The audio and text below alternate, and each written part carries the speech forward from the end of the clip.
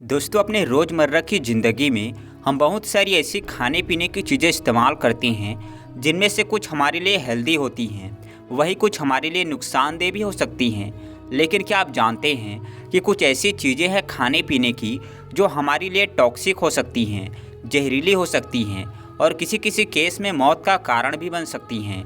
दोस्तों, मेरा मिशन है आपको सही रास्ता दिखाना, सही तरीके से गाइड करना, जिससे कि आप एक हेल्दी और रोग मुक्त ज़िंदगी जी सके नेचुरल चीज़ों की मदद से। और इसी क्रम में आज इस वीडियो के ज़रिए मैं आपको बताने वाला हूँ 5 ऐसी खाने पीने की चीज़ें जो कि आपके लिए टॉक्सिक हैं, जहरीली हैं और इनसे आपको हर कीमत पर बचना चाहिए। तो चलिए जानते हैं इन 5 चीज़ों के बारे में पूरे डिटेल से। दोस्तों, सबसे पहली चीज़ जो आपके लिए टॉक्सिक है और जिससे आपको बचना चाहिए वो है ग्रीन पोटैटो, यानी कि हरा आलू।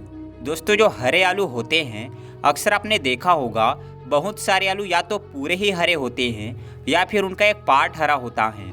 जो पार्ट आलू का हरा हो जाता है दोस्तों, इसके अंदर 2 चीज़ें पाई जाती हैं। एक होता है क्लोरोफिल, जो कि एक पिगमेंट होता है जो इसको हरा बना देता है, और दूसरी चीज़ होती है सोलेनिस। क्लोरोफिल तो एक नॉन हार्मफुल चीज़ है, उसका कोई नुकसान नहीं है, आराम से आप उसे खा सकती हैं। लेकिन जो सोलेनिस हैं बेसिकली यह एक न्यूरोटॉक्सिक होता है जो कि हमारे लिए जहर का काम करता है। अगर आप सोलेनिस को ज़्यादा मात्रा में खा लेते हैं तो इसकी वजह से कुछ लक्षण आपके अंदर आ सकते हैं, जिसमें हेडेक, नौजिया, उल्टी, इंटरनल ब्लीडिंग, पैरालिसिस या एक्सट्रीम केस में कोमा और डेथ भी हो सकती है। तो अगर आप कोई ऐसा आलू ले रहे हैं खाने के लिए जो पूरी तरह से हरा है तो इसको आपको बिल्कुल भी इस्तेमाल नहीं करना चाहिए, उसको फेंक देना चाहिए। इवन सुरक्षित जगह पर फेंक देना चाहिए जहां पर कोई जानवर भी उसको ना खाए।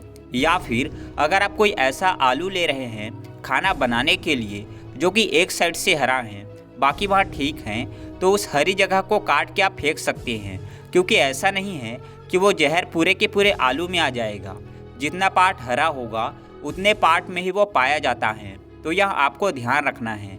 दोस्तों, कुछ केस स्टडीज़ भी इसके ऊपर हो चुकी हैं जिसमें यह पाया गया है कि सिर्फ 450 ग्राम पूरा हरा आलू अगर कोई इंसान खा ले तो उसे इतना सोलेनिस मिल जाता है जिससे एक अच्छे खासे अडल्ट की डेथ हो सकती है। तो ग्रीन पोटैटोस, इन हरे आलू से आपको हर कीमत पर बचना चाहिए और बिल्कुल भी आपको इसको इस्तेमाल नहीं करना चाहिए। दूसरी चीज़ जो आपके लिए टॉक्सिक हो सकती हैं वो है नटमेग, यानी कि जायफल। दोस्तों, नटमेग एक ऐसी चीज़ है जो कि हमारे इंडिया में बहुत सारे क्षेत्रों में गरम मसाले के श्रेणी में डाला जाता है। नटमेग के अंदर एक एक्टिव कंपाउंड होता है जिसको बोलते हैं माइजिस्टिसिन।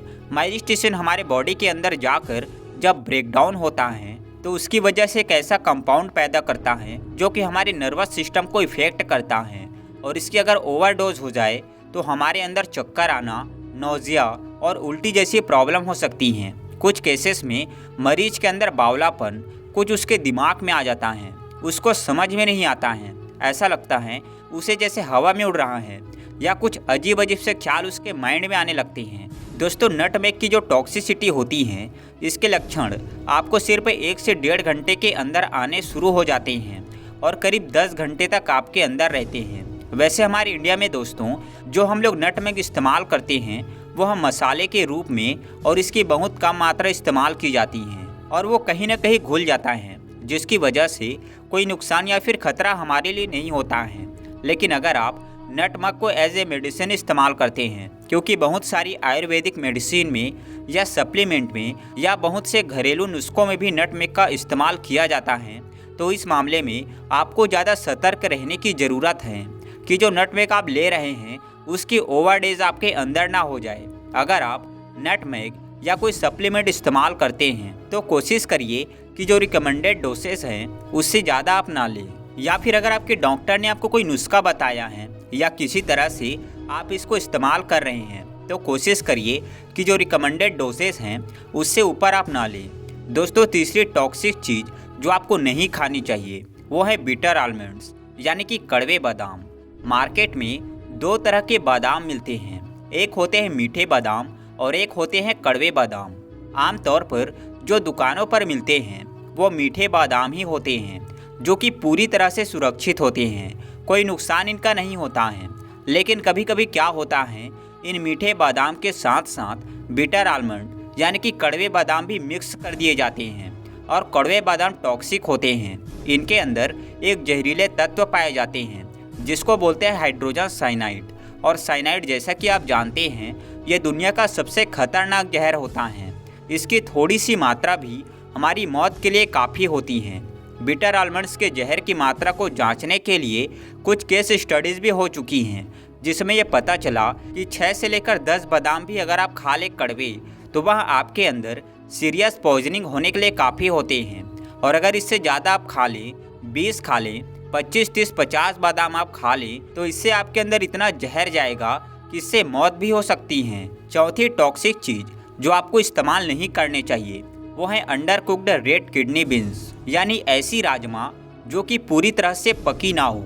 राजमा के अंदर लेक्टिन होता है दोस्तों, और लेक्टिन एक जहरीला तत्व है जो हमारे अंदर बहुत सारे अलग अलग तरह के जहरीले लक्षण पैदा कर सकता है, जिसमें पेट में दर्द, नौजिया और उल्टी। लेकिन दोस्तों, जो राजमा के अंदर पाया जाता है वह पकने के बाद पूरी तरह से खत्म हो जाता है।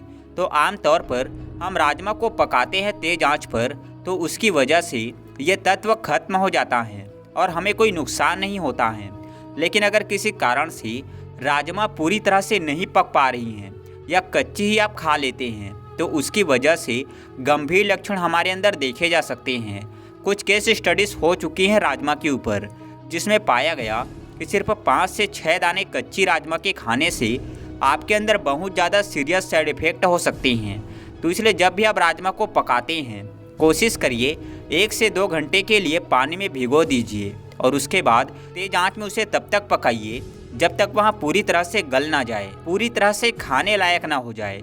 थोड़ी सी भी कच्ची अगर आपकी राजमा रह जाती हैं तो ये लेक्टिन नाम का तत्व बाकी रह जाता है और यह आपके अंदर टॉक्सिसिटी पैदा कर सकता है। इसीलिए हमेशा आपको कोशिश करनी चाहिए कि राजमा पूरी तरह से पकी हो, कि राजमा पूरी तरह से पका के अच्छी तरह से गला के तभी आप उसको इस्तेमाल करें, तभी इसका जहर आपके अंदर नहीं जाएगा। दोस्तों, 5वीं और आखिरी जहरीली चीज़ जिससे आपको बचना चाहिए, इसको इस्तेमाल नहीं करना चाहिए, वो है ब्राउन राइस। जी हाँ, ये आपके लिए थोड़ा चौंकाने वाला हो सकता है। ब्राउन राइस अक्सर बहुत ही हेल्दी माना जाता है और यह माना जाता है कि यहाँ काफ़ी ज़्यादा अच्छी चीज़ है और आपको रेगुलर इस्तेमाल भी करनी चाहिए। बेशक ब्राउन राइस आपके लिए बहुत ही ज़्यादा हेल्दी होता है और सेफ भी होता है, लेकिन अगर आप इसको गलत तरीके से इस्तेमाल करते हैं तो यह आपके लिए जानलेवा हो सकता है। अब कैसे ये आपके लिए जहरीली होती हैं वहाँ समझ लेते हैं। देखिए, जितने भी राइस होते हैं दोस्तों, इनके अंदर आर्सेनिक काफ़ी ज़्यादा पाया जाता है। आर्सेनिक बहुत ही जहरीला तत्व होता है जो कि जानलेवा हो सकता है और हमारे लिए कार्सिनोजेनिक होता है, यानी हमारी बॉडी के अंदर जाकर यहाँ कैंसर पैदा करने का काम करता है। अब ये आर्सेनिक जो हैं, ये चावल के अंदर आता कहाँ से हैं? देखिए, जितनी भी खेती होती है चावल की, उस खेती के दौरान चावल के अंदर बहुत सारे फर्टिलाइजर्स डाले जाते हैं, बहुत सारे पेस्टिसाइड डाले जाते हैं और अलग अलग तरह की दवाइयाँ डाली जाती हैं। और इन सभी दवाइयों के अंदर आर्सेनिक काफ़ी ज़्यादा मात्रा में होता है। और चावल के अंदर एक खासियत होता है कि मिट्टी से आर्सेनिक को ज़्यादा ऑब्जर्व करता है। वैसे तो ये सभी पेस्टिसाइड सभी अनाजों में डलते हैं, लेकिन चावल आर्सेनिक को ज़्यादा ऑब्जर्व करता है, इसलिए इसके अंदर आर्सेनिक का तत्व बढ़ जाता है। अब क्या होता है कि जब हम चावल को इस्तेमाल करते हैं तो ये आर्सेनिक धीरे धीरे हमारी बॉडी के अंदर जाना शुरू हो जाता है। और आर्सेनिक की एक खासियत होती है दोस्तों कि अगर आप इसको थोड़ी थोड़ी क्वांटिटी में भी लेते रहेंगे तो ये हमारी बॉडी के अंदर जाके जमा होता रहता है और धीरे धीरे समय के साथ इसकी मात्रा बढ़ जाती है। तो यह हमारी बॉडी के अंदर जहरीले तत्व पैदा करता है या कैंसर पैदा करने का कारण बनता है। अगर हम कंपेयर करें ब्राउन राइस को और वाइट राइस को, तो दोस्तों ब्राउन राइस के अंदर जो आर्सेनिक कंसंट्रेशन होता है वह सफ़ेद चावल के मुकाबले में ज़्यादा होता है, क्योंकि जो सफ़ेद चावल होता है वो कई प्रोसेस से गुजरता है और प्रोसेसिंग के दौरान आर्सेनिक कंसंट्रेशन कम हो जाता है। अब आप ये सवाल पूछेंगे कि हम जो चावल इस्तेमाल करते हैं उसे सुरक्षित तरीके से कैसे कर सकते हैं? तो बहुत ही आसान है दोस्तों। सबसे पहली चीज़, आपको साफ पीने के पानी में जो पूरी तरह से साफ है उसमें आपको चावल को 3-4 बार, 7-8 बार, जितनी बार भी हो सके कुचल कुचल कर मसल मसल कर धोना है।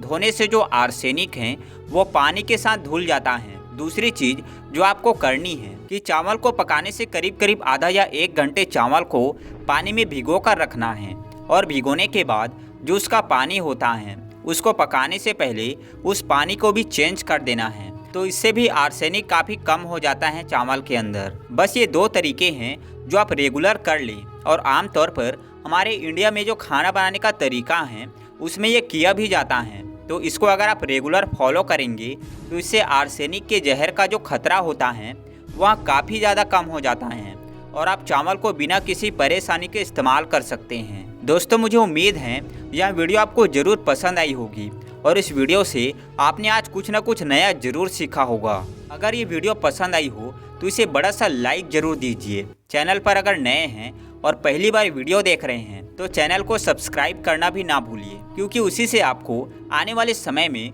हमारी वीडियोस की नोटिफिकेशन मिलती रहेगी। अगर आपके कोई सवाल, आप कुछ और जानना चाहते हैं तो मुझसे कमेंट में पूछ सकते हैं। मिलते हैं अगले वीडियो में, तब तक के लिए अपना बहुत सारा ध्यान रखिए। हंसते रहिए, मुस्कुराते रहिए, रोज़ कुछ ना कुछ नया सीखते रहिए ताकि आप हमेशा स्वस्थ रहें।